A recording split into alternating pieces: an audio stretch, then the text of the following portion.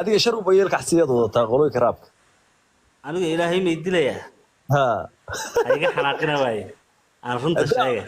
runta iska sheegabti wallahi aragtay cid kama xanaaqayso wallahi anagu qofan taagana qofka xurub ninka su'aasha weydiiyo ooga baxa ku rafanine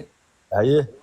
ma qofkan taageeraan sheegaayo laygama xanaaqayo marka labada nin qofka agtaada raabarka ee aad heesiisa dhageysay waa good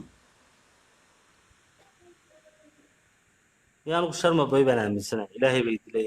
aad weyn aad sharboy la jiro ikadi faar baan soo qabtay dhac sanad iyo 2 bilood ka hor ilka case ayaad u tuubaraacday qol baad ka soo furatay waa adiga ku dhiiqaysanay marka de ma qodobka markaan ka reebno mase markaan soo darno inaad xasuusato mooyee ilka case anigu ma anigu computer baan hayday aniga real good oo faarta caadiga lagu sheegay waa aniga afkaaga waxa anigu qof kasta oo badaha anigu asadoo ku dhiiqaysan maan caayinayo ma caayin anigu qof ma isku baxsantiin baan ku weydiinay wariyahanadow haye waxaad ii soo dirtaa video aan ilka case leeyahay ragga ishayaha u kala tuubaraacan de wixii baan ku duubneen hor orodka naga hanadow waxaad ii sheegtaa video aan ilka case saas leeyahay ما أبتيو ما نعرق إلهي بيدلي ما نعرق أبتيو نيو لما لهن أنا قرنيا مركي دجالك وحاول جوتش عدي حاجة سعتي هذه إلك عسوا أسكت علينا بريد صوي حبانا ولا صوي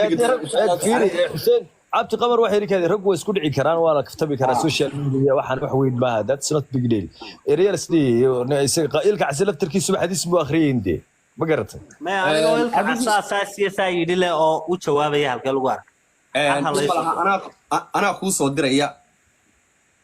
هذا يناشد بنيو الله يخليه نوقش بقى ما رت حتى اسكت دقيقة بحيث إن تسوي سميسيد كل الفيديو أصوات وبتبقى ها لا واحد يناشد ده إلك عسمر كانوا شوابي توب قاعد كربة وغير بحنا فيري إن شرب بوي تامت يعني وان وتا